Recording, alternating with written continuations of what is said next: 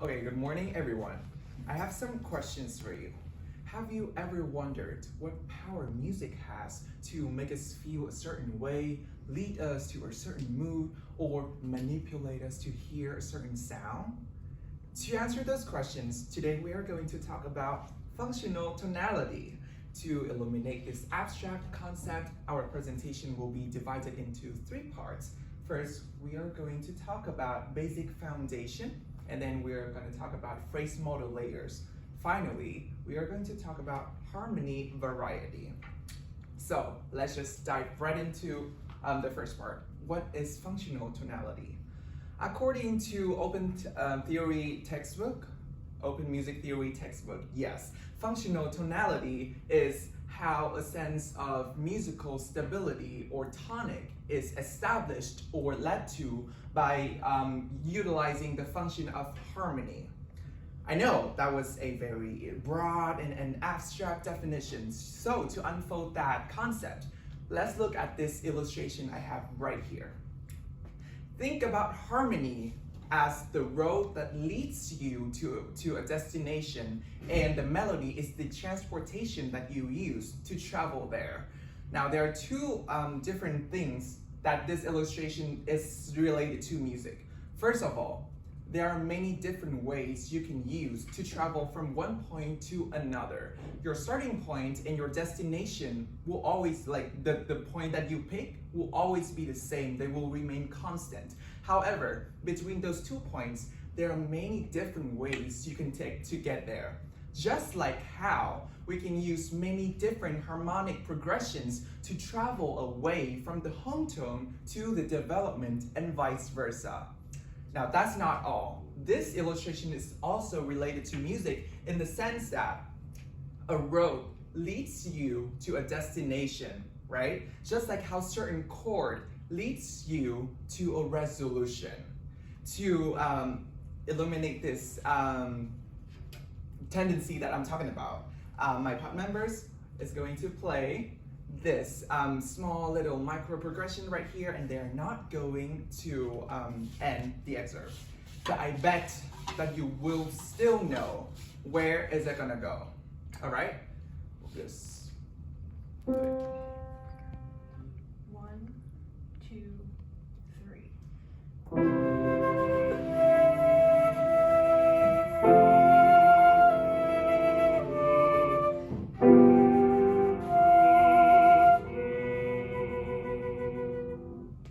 Somebody hum the last note?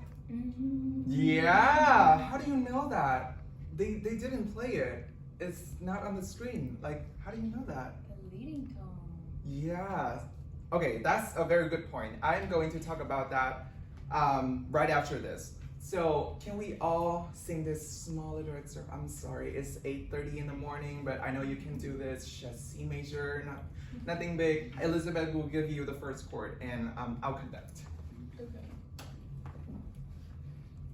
Can you give them? Yeah.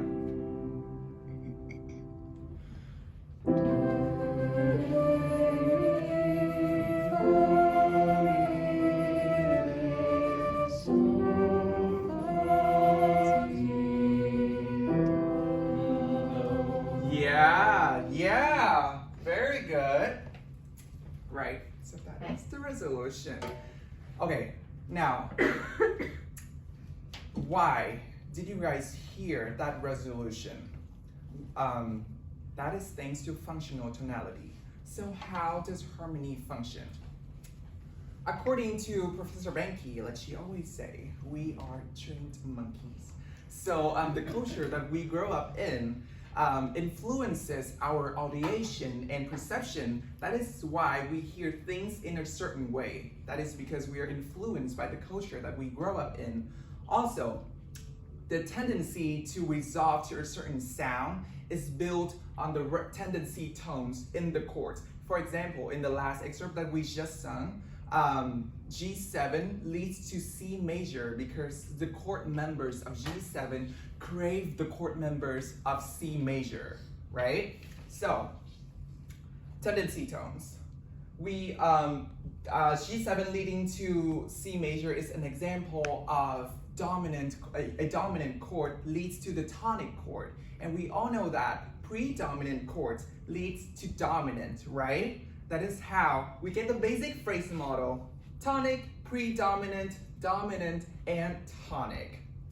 Okay, this is a very classic, very popular, like every music major should know this basic phrase model. And so this is very important.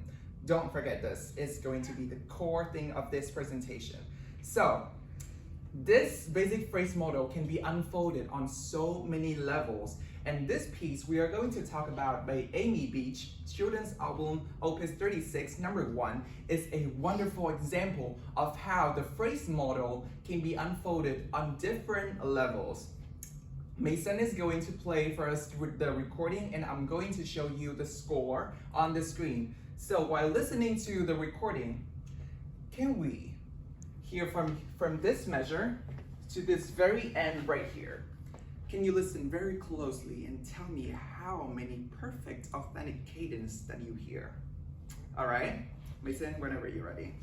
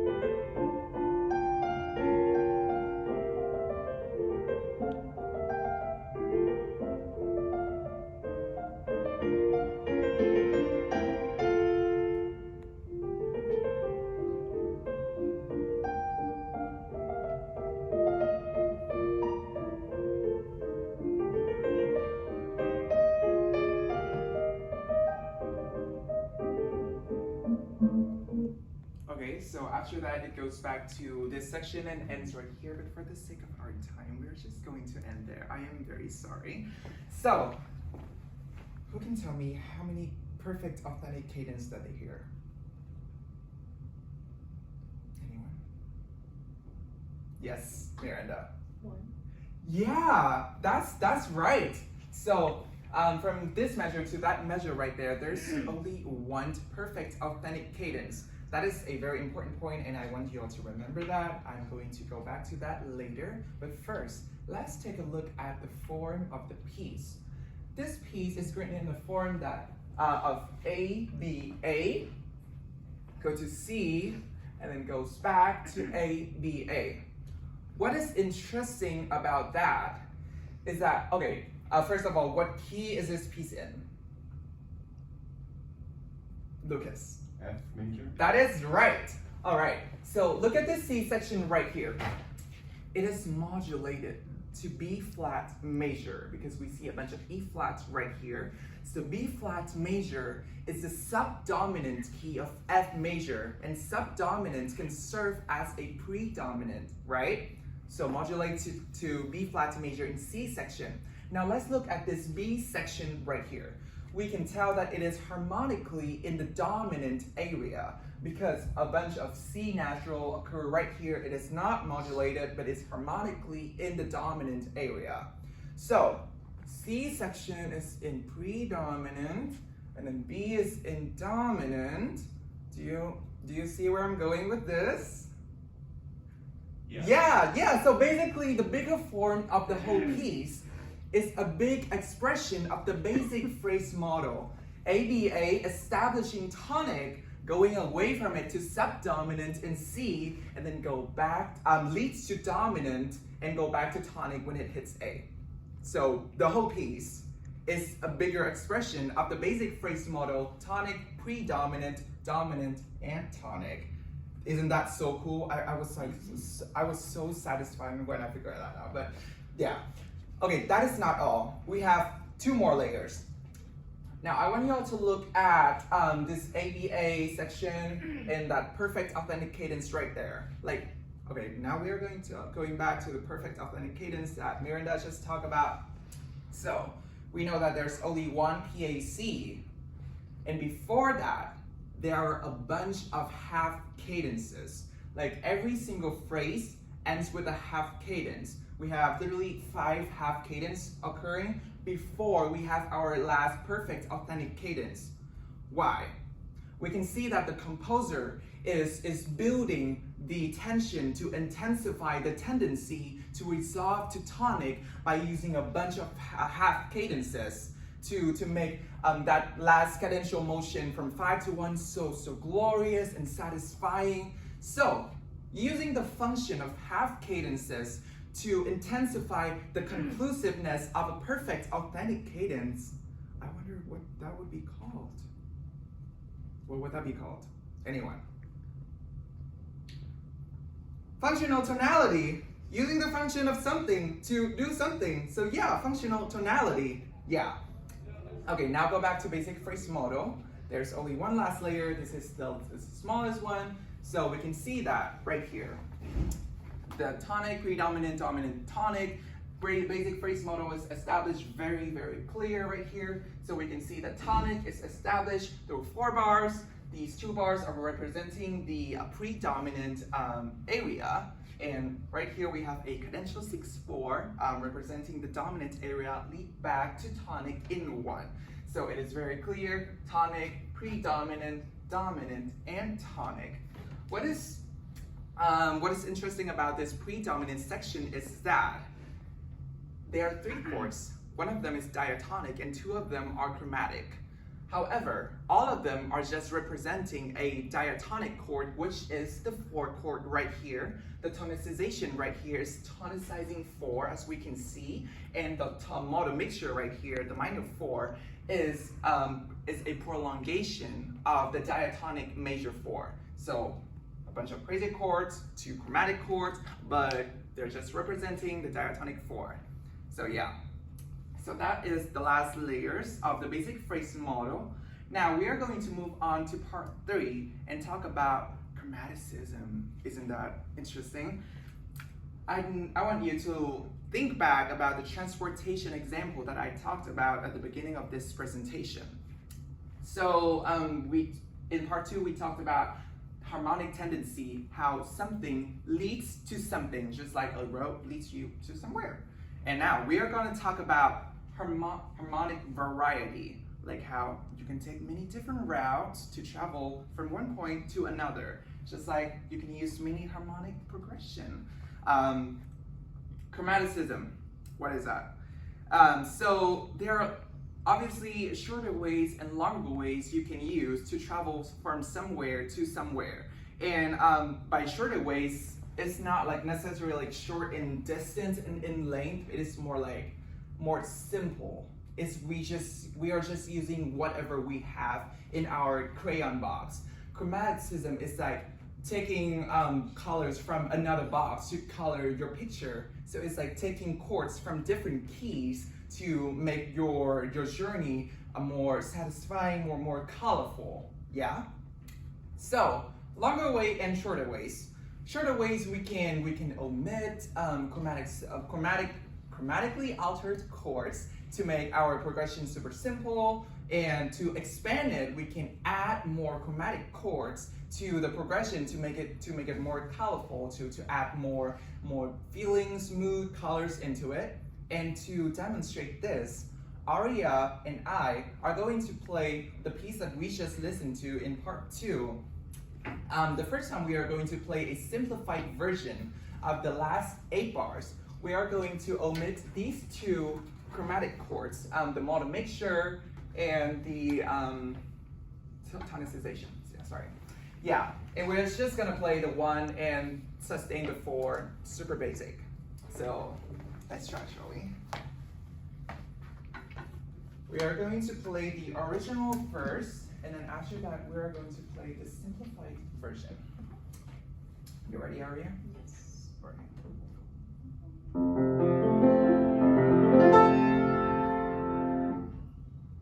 1, 2, 3.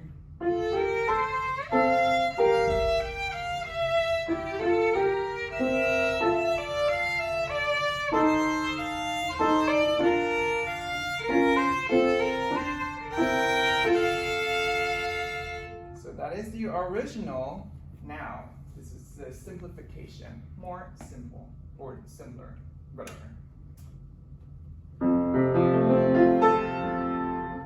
One, two, three.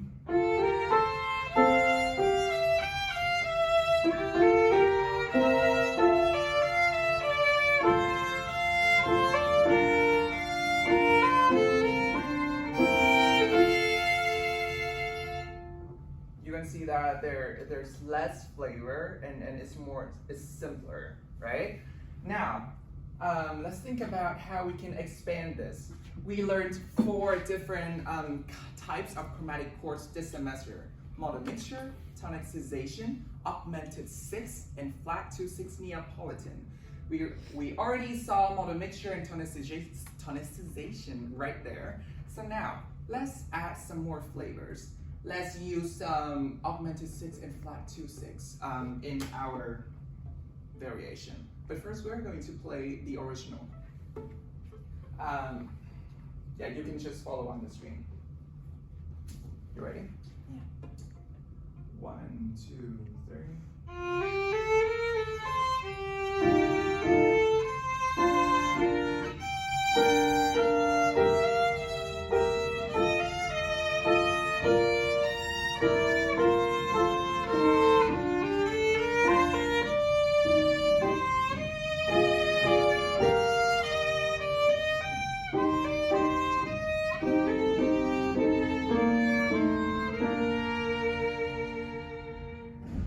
Now we are going to perform the expansion, a more complicated version of that, 60 measures.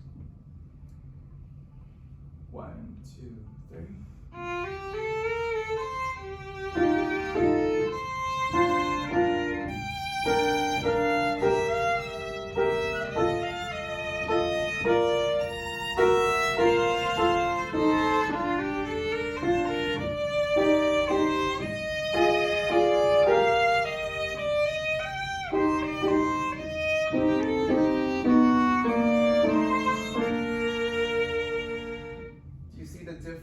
Oh my god, what is wrong with this? You guys didn't see the, oh my god. We heard it.